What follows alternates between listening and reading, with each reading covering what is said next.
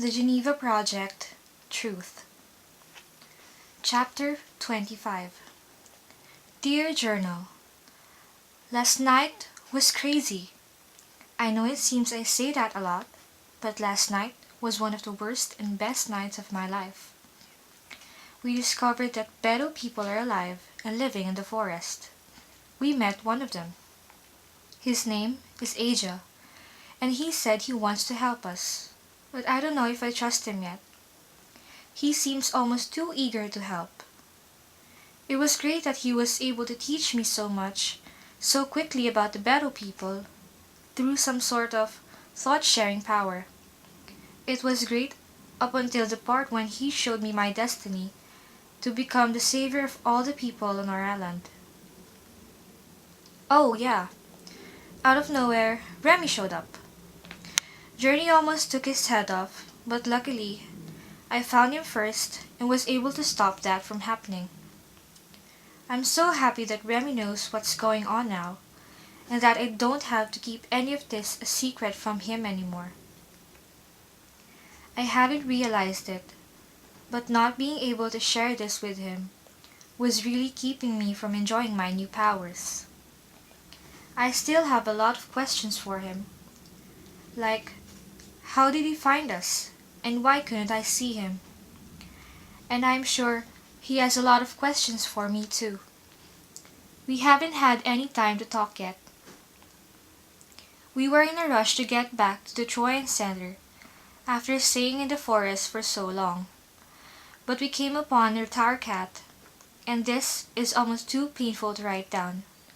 But I guess I should, if only to preserve her memory.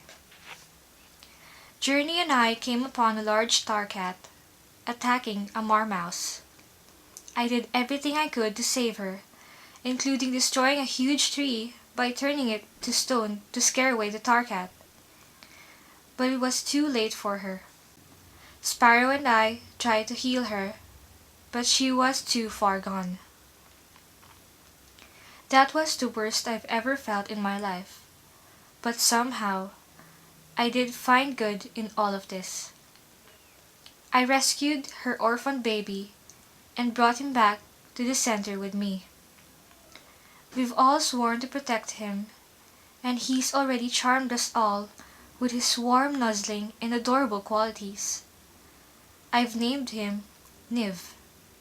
It means survivor in Beto.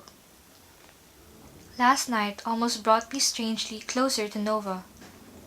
I've never seen so much kindness and respect shown to another being as he showed to Niv's mother. He buried her and said the most beautiful prayer. I could see into the darkest shadows of his soul and how we were even more alike than I knew. Both feeling the all too familiar sting of familial loss stirred up by the death of the brave marmouse. He also seemed to sense this connection, and he stayed close to me all night, ushering us all safely back into the center and in the nick of time this morning, and making sure we found a safe place for Niv. Another crazy thing happened too, and I'm reluctant to even talk about it. But this is my only escape, the only place I can get everything off my chest and sort out my feelings. So here it goes. Last night I figured out I have another power. I can talk to animals and they can talk back to me. Even writing this down, it seems to be the most absurd of all my powers. Not that turning things to stone or producing light out of thin air is normal, but this one happened while I was alone, and Nova is the only one who knows about it. I was too shaken to tell the others after all we'd been through last night. Plus, I don't even think Nova knows this part, but what makes this all feel so strange is I think it's something I've always known about myself, and last night it became undeniably clear. I've always felt a kinship to animals, been able to sing songs to the seabirds, show respect to the fickle tar cats, warmth to the hungry marmice. I even paid special attention to the crickets who sang me to sleep each night with their happy songs. Maybe these were all signs that were trying to prepare me for all what's been happening to me lately. Prepare me for my destiny. At least last night answered one of my questions. Number 5. Will Remy ever know I have powers? Yes. I may have a million more questions, but at least I answered an important one, and it was the best answer I could have hoped for. As for the rest, I'm just going to keep working on them.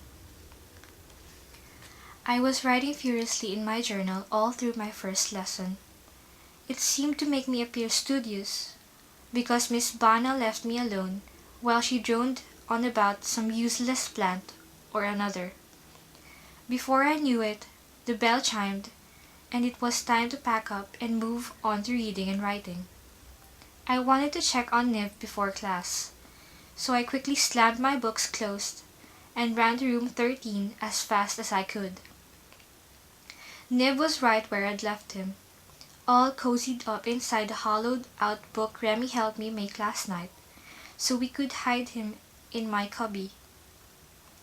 I filled it with some straw from my cot bed, and he settled right in. When I carefully opened the lid, he blinked sleepily up at me and stretched his little legs as far as they could go as he let out a big yawn. He was so animated that I couldn't help but smile and scratch him under his chin. I'll be back in a little while, Niv. Keep quiet like a good boy, and I'll bring you some lunch. I whispered and secured him back in his hiding place inside the wardrobe, and then I ran off to class, sliding into my seat beside Remy as the bell gonged again. Remy gave me a sly smile, and I couldn't help but grin back at him. So happy to have him back at last. I hope you guys enjoyed listening to Chapter 25. Thank you so much to our amazing guest reader. Make sure you tune in next week when I'll be reading Chapter 26. And as always, you can download your own free ebook copies of Truth if you want to keep reading along with us. Thank you.